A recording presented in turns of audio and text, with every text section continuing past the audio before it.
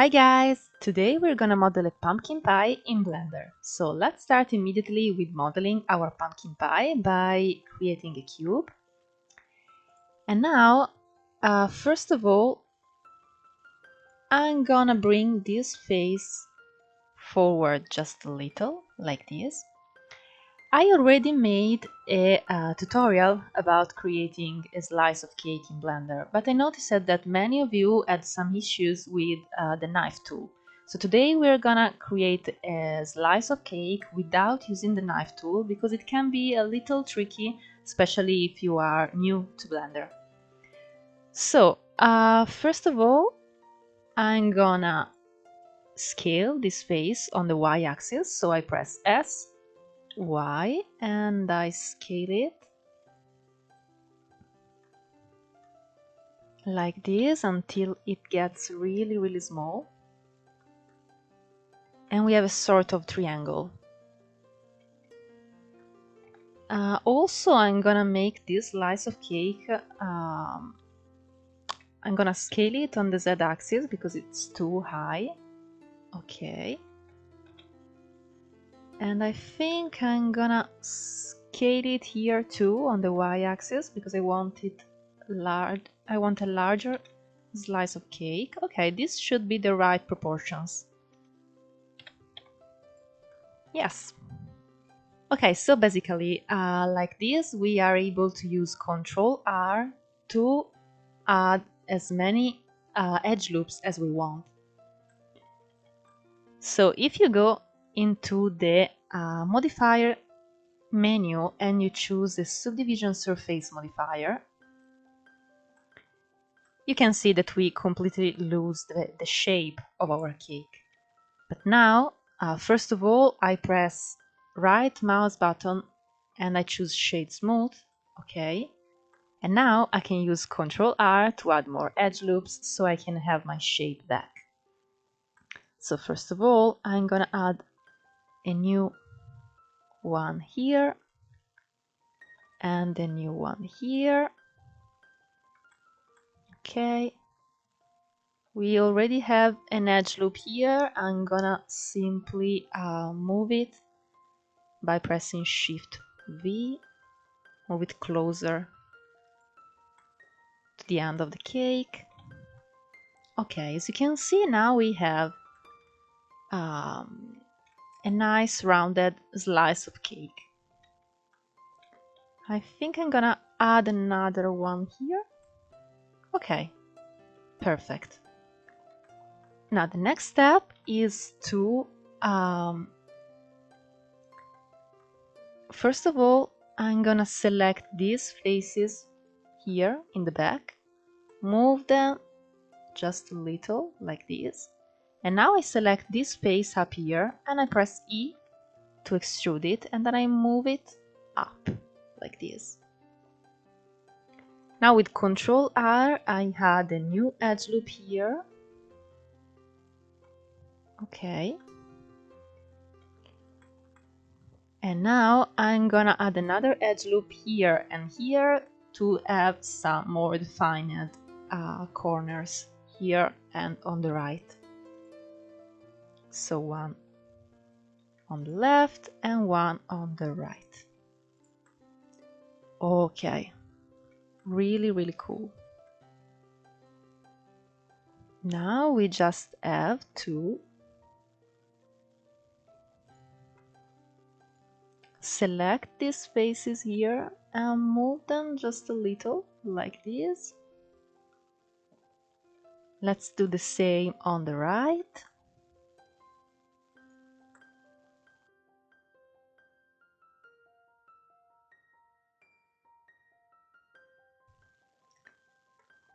Okay, if you notice that here you have an angle that is too sharp, you can just move these vertices, select all these vertices down here, and move them with Shift V toward the center of this corner, and let's do it for these ones too.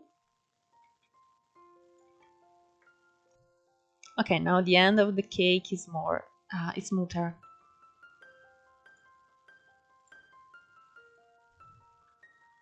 I think I'm also gonna move these vertices down just a little, even using the proportional editing, like this. Okay, now we can proceed with the decoration of the border. So I'm gonna use Ctrl R and add many new edge loops. 7 is fine for me.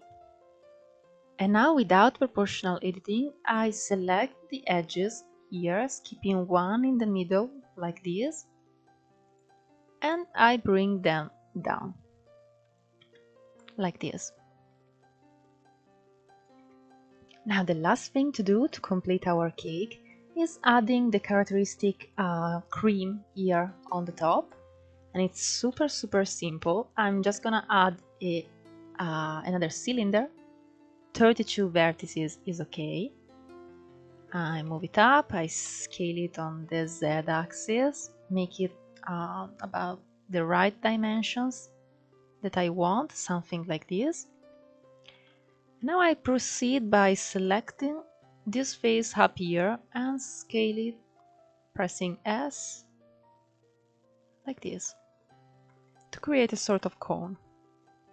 Now I use Ctrl R, I add another edge loop here, another one here,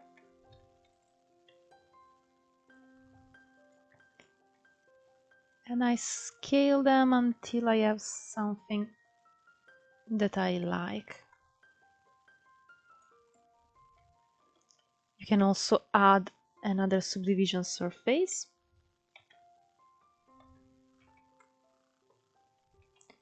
Now I select the bottom face here and I press I to activate inset,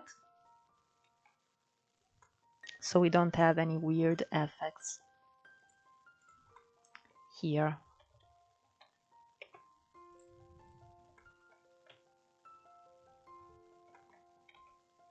I like it for now, but I think I'm gonna scale these bottom edges a little more.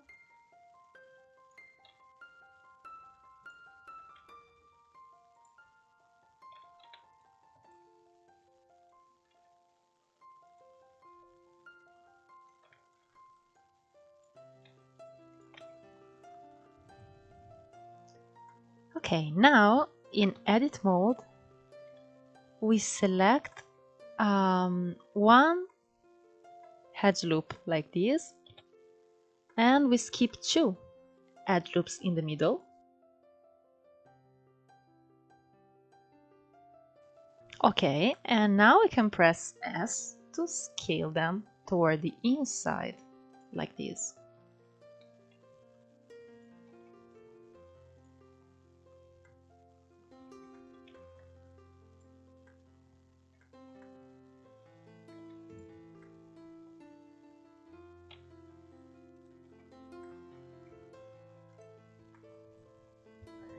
Now the final touch is to select our cream, and then we go here in the modifier menu and we choose a very useful modifier, which is Simple Deform. And we're gonna use the twist version, and we're gonna choose the Z axis. And like this, he's gonna literally twist our vertices around the Z axis, which is this one, okay? You can choose the angle that you want. You can make it really twisted or just a little. I think I'm gonna stick with something like this. Okay, now I'll quickly create a plate. I'm gonna use another cylinder, scale it on the Z axis, bring it down, scale it again. So in order to create a plate, we have to make the face down here smaller, like this.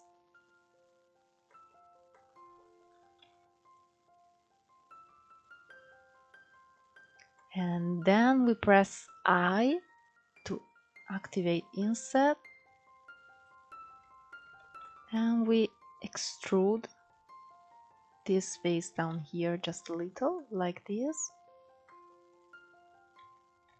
Now I select this face up here and I press I again to create this border, and then I press I just another time and move these new faces down like this. Now with Ctrl R I add 2 new edge loops and move it up so that we have a more visible border.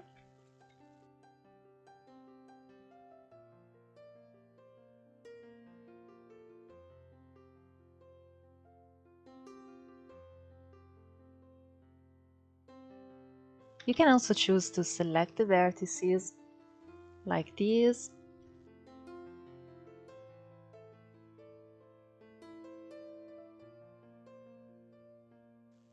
and press S to scale them. It creates this nice flower look for our plate and I like it very much.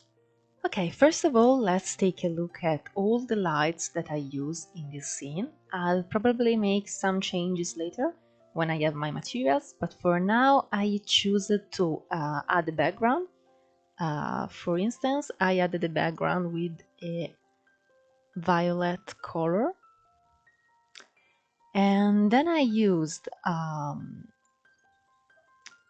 here I used the sun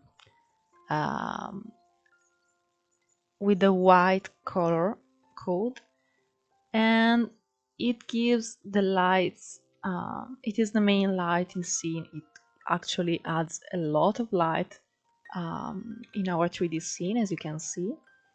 But then I also added more area lights to better illuminate our 3D model. So I added one here from behind, also white, and another one here. This one is pink because I want to have a warm light, okay? And another one here from behind, also pink but with less power. Okay, so this is my lightning for now, and now we can skip to the materials. Okay guys, now it's time to create the materials. So let's go into the shading viewport, and with the cake selected, I'm gonna go here in the material properties. I already have a material assigned to this cake, but I can remove it and create a new slot just to make you see, let you see how I do it. And now, first of all, I'm gonna choose the brown color for the border of my cake. So let's go here into the base color, and I'm gonna choose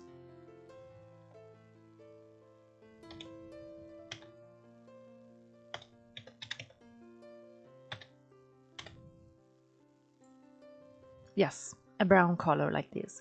Don't worry if it's all brown now, because we are gonna create new materials in a while. Just I think I'm gonna reduce the specularity to something like this. Okay.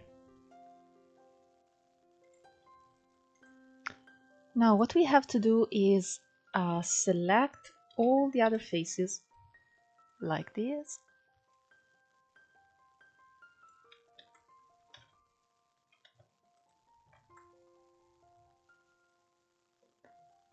And assign a new material.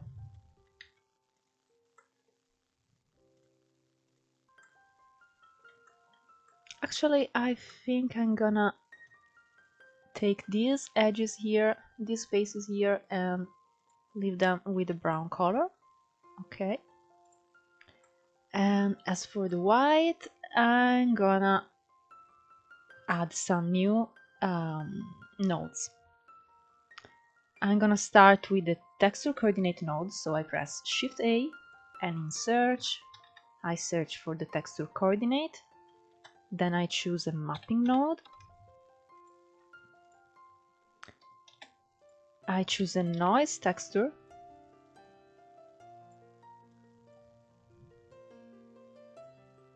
And then a color ramp.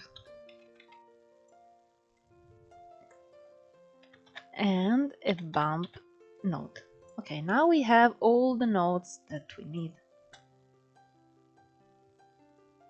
So first of all, here I'm gonna change the base color because I want it to be orange like the pumpkin. So I choose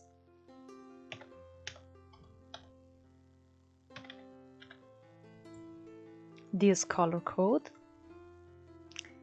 and also I leave my specularity to 0.5 because it's fine. But we're gonna use all these nodes here. We're gonna connect them to the roughness. We want this surface to look like it's a little glossy, with little bumps, you know, like the top part of a cake. So first of all, I'm gonna connect my coordinate node and my mapping using generated.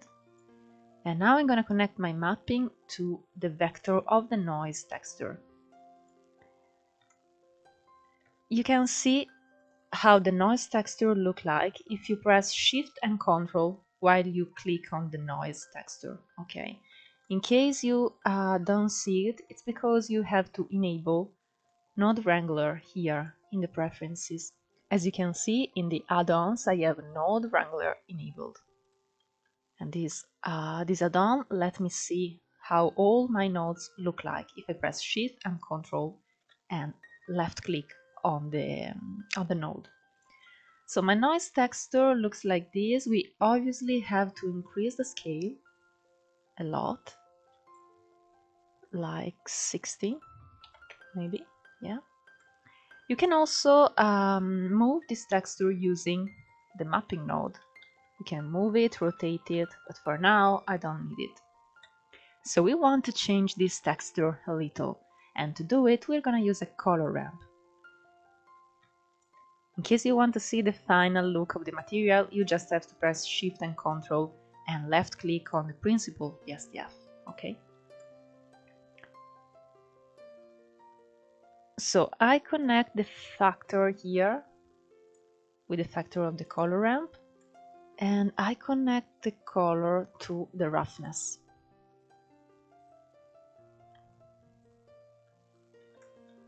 Okay, as you can see, now the lights reflects in different ways on our surface depending on where we have dark or white parts here. But with the color ramp, we can make it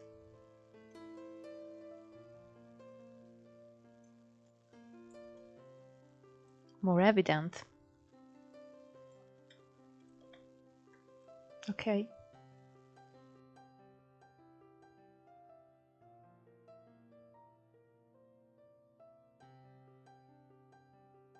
Okay, I think it looks really cool for now.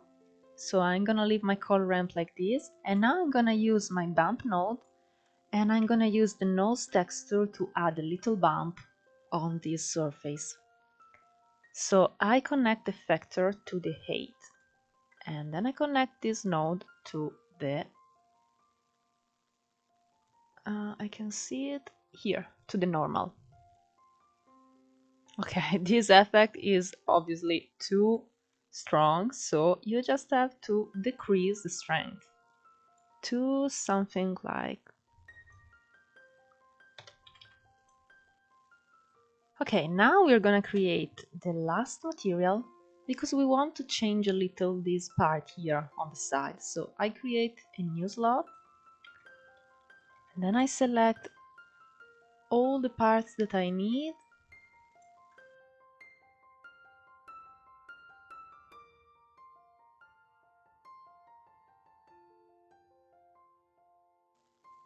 Okay, like this, and I'm gonna assign the new material.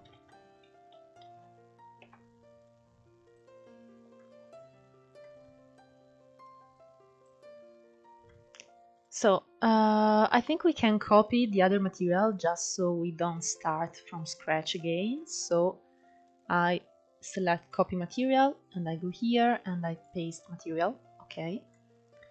Now we are gonna use another node we're gonna use a mix RGB, and we are gonna mix two colors together for the base color. One can be this one, or maybe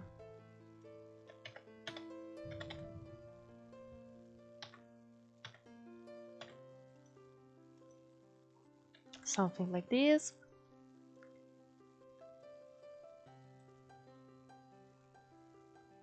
Okay, and the other color can be darker, so something like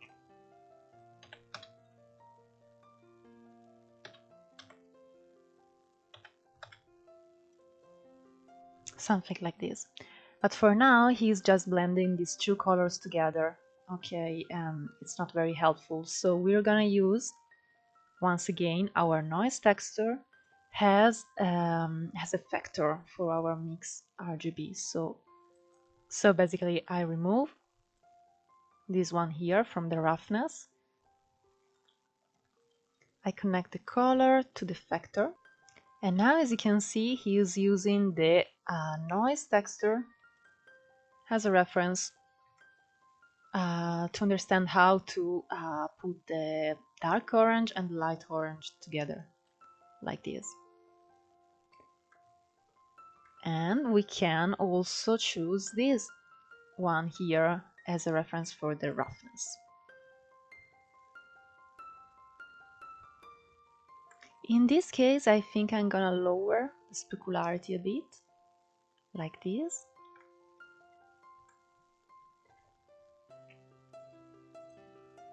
And as a last final touch, I think I'm gonna move these vertices, because I don't want my slice of cake to be too long. I want it to be as cute as possible. Okay, now as a final touch, I want to move some vertices up and down to create, you know, some noise, some movement in our surface.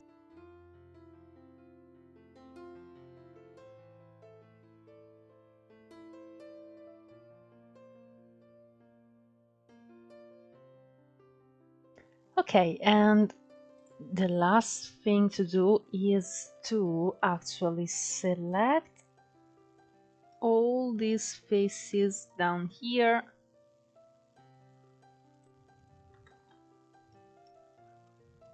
This loop of faces down here, and assign the brown material, because this is the base of our cake, so it has to be brown. And now we select this loop of faces here, and we press extrude faces along normals, and we extrude them like this. And we also select this loop of faces up here and assign the brown material to that too.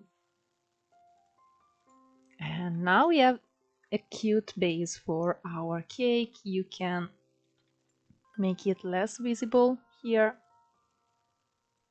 if you want. And that's it, our cake is completed. Now for the cream, you can just add a simple white material, maybe a little yellow, maybe something like this. Obviously a lot of specularity and reduce the roughness. Okay.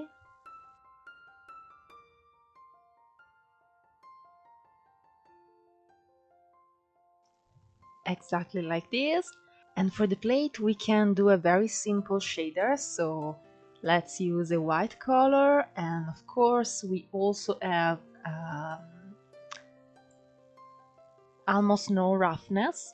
And I suggest you to simply select one of these loop of faces here on the border, and maybe assign, I don't know, an orange color, or give it a metalness like this. I think it's really cool.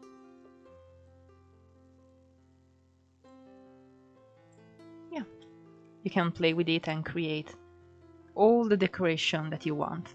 Okay, so guys, this is the final look of our cake. Really, really tasty. I love it really much. So yeah, if you enjoyed this tutorial, please like it and subscribe to my YouTube channel because it really helps me to go on with this project.